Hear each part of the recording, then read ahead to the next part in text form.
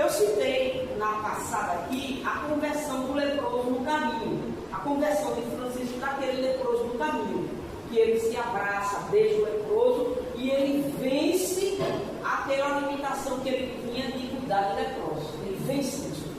Porém, esse leproso aí já é outro. Francisco aí já está numa ordem consolidada. Ele constrói, eles estão lá no Rio Voltou, tem uma casa abandonada, que ele transforma essa casa em um hospital para cuidar desses leprosos. E tinham vários freios, vários monges franciscanos cuidando do leproso. E tinha esse leproso insolente. Os monges faziam tudo para ele. Mas esse leproso reclamava, calma meu irmão, que calma, venha ficar no meu lugar, eu estou cheio de ferida, eu estou todo dolorido, vocês só ficam falando aí de Deus, de Jesus, cadê esse Jesus que não vem me curar? Eu não aguento mais. Aí, vamos rezar, quem rezar? O leproso estava virado como diz o outro, né? Se na lata, revoltadíssimo. Aí os monges, sem aguentar, foram procurar Francisco e disse: Pai Francisco, tem um leproso lá no hospital que a gente não aguenta mais. Tudo que a gente faz para ele, ele reclama, ele não gosta, e a gente não suporta mais. Aí Francisco disse: meu irmão, tem que trabalhar com esse leproso a paciência. Vamos trabalhar com ele a paciência. Aí volta os pratos para lá. Mas não teve jeito. O leproso era amargo demais, revoltado demais. E aí ficou de boa. Pai Francisco, eu acho que o negócio, se eles fossem espíritos, ele dizia assim: vou deixar para trabalhar essa paciência na próxima. Mas ele não era, né? Aí disse: não tem jeito, tem que o senhor ir lá. Tá, eu vou. Quando ele chegou lá, aí o leproso disse: mais um. O que é que o senhor vem fazer aqui? Seus monges não fizeram nada para mim. O que é que o senhor pode fazer de especial? Aí Francisco: calma, meu irmão, fique tranquilo. O que é que você quer que eu faça por você? Aí o leproso olhou assim e disse: eu quero que você me dê um banho. O leproso, todo cheio de chaga: olha, eu vou me dizer, se fosse eu vou me só. Eu já não gosto de ter ferida, e ainda está bom pegando ferida por ferida, não é brincadeira não, é muito amor a Deus. Aí Francisco pediu os monges para trazer água. À medida que os monges foram trazendo água e banhando o leproso, Francisco ia passando a mão, mediunizado, segundo Miranda, mediunizado. E as mãos de Francisco eram curativas, aonde ele passava, melhorava. Francisco ia passando as mãos, dando banho, as feridas, as pústulas iam cicatrizando, ia fechando, e Francisco em prece, em estado de transe, e lá ele vai mandando ar e saindo daquelas carnes necrosadas, e Francisco limpando. Quando terminou o banho, o leproso estava todo sequinho, não tinha chaga, não tinha nada. Acima de tudo, de curar o corpo, Francisco ele cura a alma desse leproso, porque o leproso abraça Francisco e agradece, chora e agradece e chora, coisa que ele nunca fez. Ele só fazia reclamar, xingar, blasfemar, e com Francisco não. Ele abraça, agradece e tudo mais. Francisco aqui, ó, sai calmo e vai para a floresta meditar. Por que ele fazia isso quando ele praticava suas curas? Para não ter ninguém atrás dele e ele não ser assediado. Então ele fazia aquele negócio de fazer uma mão, de esconder uma outra. Ele não queria ficar indivíduo. Aí foi para a floresta se recolher e agradecer a Deus pelo que aconteceu.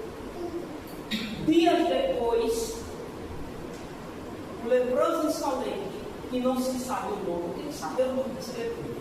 Mas eu já procurei e ninguém me diz o nome dele.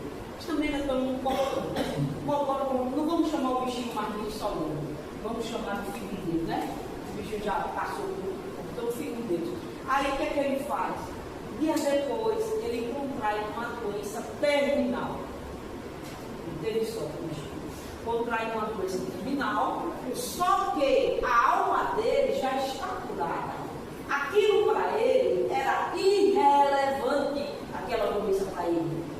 Ele já tinha alcançado a maior graça da vida dele, que era entender quem é Deus, entender o propósito dele de vida aqui, entender quem foi Jesus aqui, entender a conviver com as suas limitações, com as doenças, com as dores. E isso ele entendeu.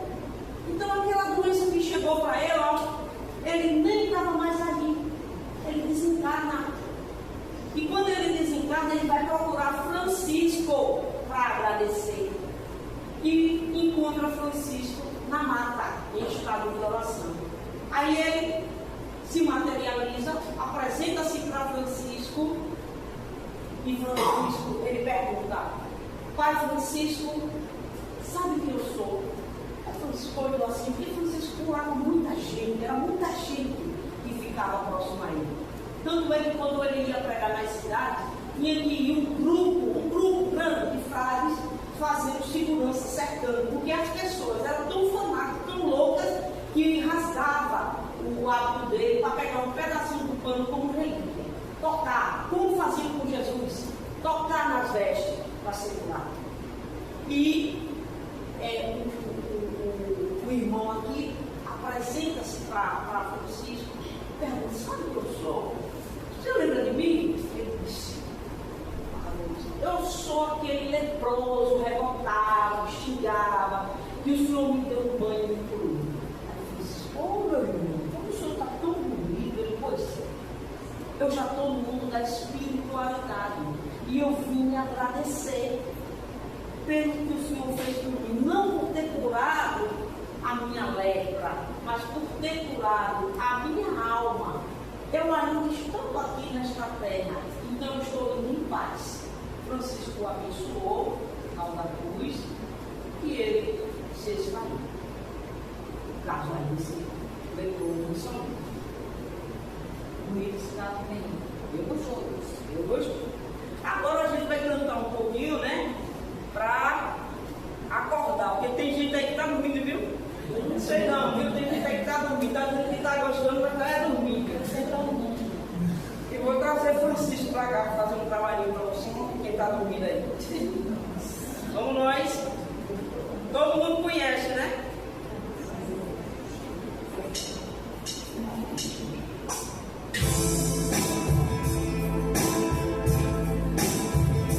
Conhece?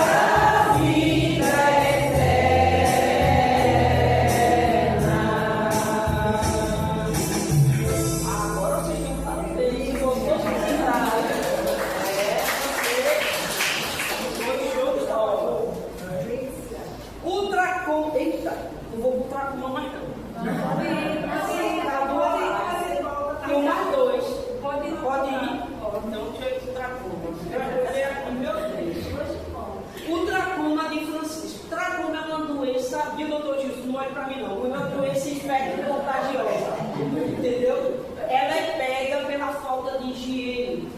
E Francisco, quando estava voltando do Egito, que ele foi falar lá do sultão das cruzadas, eu não vou entrar nesse detalhe, ele pega essa doença, que lá estava um surto muito grande. Então ele pega essa doença, ele já chega na Itália com os olhos já todo, aquela base. Ele vivia com lencinho para segurar as lágrimas que ficavam escorrendo. E ele já era muito chorão por natureza, que ele era muito sensível, aí potencializava mais a doença, né? Esse glaucoma dele. E aí o que ele vai fazer? Os médicos da época, a conduta era cauterizar. Pegar um ferro de brasa, com o boi, né? Cauterizar para poder não avançar esse glaucoma. Não avançar. Nisso, vai Francisco, mais 3 frades com ele para fazer esse procedimento. Na hora que o médico pegou o ferro em brasa, 2 dos frades, abriu da sala, cirurgia. Ficou só o Frei Leão com ele. O Frei Leão era o secretário dele. Aí ficou o Frei Leão. Aí Francisco chega assim, quando o médico veio com o ferro em brasa. Peraí, irmão, vamos fazer a bênção desse irmão aqui que vai me curar. Me curar não, amenizar a minha situação. Aí Francisco pega o médico com o ferro em brasa. Francisco diz assim: irmão fogo, belo e forte, criado por Deus, sê para mim cortês e benigno, pois sempre te amei no Senhor. E faz o sinal da cruz no fogo. E aí o médico vai, tchá, quando o médico faz tchá, Frei Leão, desmaia. Não aguentou. Frei Leão não aguentou. E o médico cauteriza os olhos dele. A cauterização foi tão grande que atinge um dos olhos, que atinge um pedaço da orelha. Depois disso, ele passa até de morrer, porque ele passa mais 2 anos, né? 2 anos após esse episódio, ele só anda de capô para proteger do sol, o local cauterizado, e a orelha ficou toda queimada, ainda demorou muito a cicatrizar. Aí ele andava muito com o capô, entendeu? Aí para isso. E aí a gente vê que às vezes a gente, né, Mariene, o povo vai no consultório de Mariene para extrair um dedo com anestesia, ainda faz um escândalo danado na cadeira, né, Mariene? Dá vontade de dar mais de uma 10 anestesia para se acalmar. E o outro fez tudo no cru. E anestesia, não tinha nada para você cauterizar. O médico chegou e disse para os frades: eu nunca vi um paciente desse porte com tanto equilíbrio. Ele não deu um grito. Ele não blasfemou, não disse nada. Quem cuidava dos curativos dele era Clara com as irmãs Clarissa, que ia lá para Porciúncula, que é onde ele ficava, uma pequena igrejinha que existe até hoje, dentro da igreja de Santa Maria dos Anjos. Né? E Clara, ela queria cuidar dele, trocar os curativos e tudo mais. Mas esse trator de Francisco, ele nos dá muitos ensinamentos, muito. Porque ele acreditava muito nos desígnios de Deus. E se ele estava passando por isso, é porque era bom para ele passar. Por isso que ele não reclamava. Ele serviu sem reclamar. Agora, para finalizar, o maior caso de Francisco de Assis, que é a perfeita alegria. A perfeita alegria foi transformada em música. E a perfeita alegria, ela conta que a perfeita alegria não está em saber falar todas as línguas, curar todos os homens, andar em todos os palácios, mas a perfeita alegria, ela está em você ser humilhado, em você apanhar, em você estar com fome e com frio e não ficar contra e nem ter ódio daquela pessoa que fez isso com você. A gente vai cantar aí a música e a música já vai relatar o canto e logo após a música eu já entro com uma prece e a gente finaliza aqui esses momentos franciscanos, né? Só para explicar, ali é o tal. O tal é uma cruz que representa muito os franciscanos, porque ela é a última letra do alfabeto hebraico. E e a oitava do alfabeto grego. O tal foi uma cruz usada pelos cristãos primitivos. Quem eram os cristãos primitivos? Aqueles primeiros cristãos que saíram a pregar o Evangelho logo após a morte de Jesus. Eles usavam essa cruz, mas essa cruz não tinha Cristo pregado, porque para eles Cristo estava vivo em seus corações e na sua prática. Então, o tal não tem um Cristo pregado. Aí, depois, esses cristãos, quando surge a Igreja Católica, eles vão ressurgir com a cruz, mas só com o Cristo ali pregado. E aí, Francisco resgata esse tal, coloca a cordinha dele para colocar no pescoço, e na cordinha vem 3 nós. Esses 3 nós vai representar aí, né,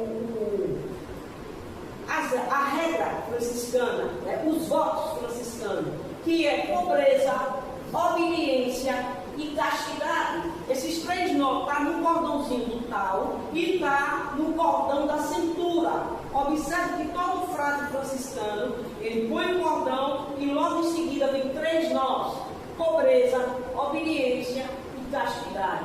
E quando eles põem esse tal, Francisco dizia que quando ele colocava o tal, tudo bem que não se precisa de amuleto, mas quando ele colocava o tal, ele tinha uma lembrança muito profunda de Jesus dentro do seu coração e não preso em uma cruz. O tal não tem Jesus na cruz, ele é vizinho. E tem que ser de madeira, porque Jesus foi crucificado em uma cruz de madeira. Ele não pode ser de ouro, ele não pode ser de brilhante, ele não pode ser de plástico, de resina, é madeira. É madeira. E de preferência na cor âmbar. Por isso que o tal representa aí, e a gente fez questão de colocar em todos os visualizar melhor. Bora cantar? E o canto da criatura vai escrevendo aí, eles, com fome e com frio, saindo de Perúdia para Assis, lá para a igreja de Santa Maria, se depara com o porteiro, quem sois vós, insolentes, vagabundos? Aí, não somos Francisco e Leão, ele conte outra. Você de madrugada querendo daqui por porteiro, tome pau neles 2, e Francisco disse: a perfeita alegria do Leão é não se revoltar com o porteiro. Vamos cantando e prestando atenção nessa letra. Tem que prestar atenção. Se não presta atenção, não consegue bom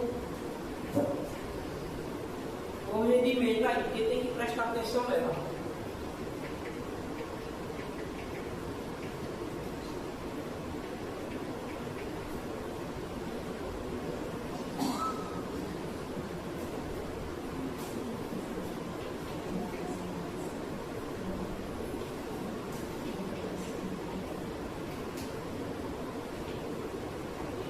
E aí a gente encerra com a prece, não é, Leandro? Não diga não, viu?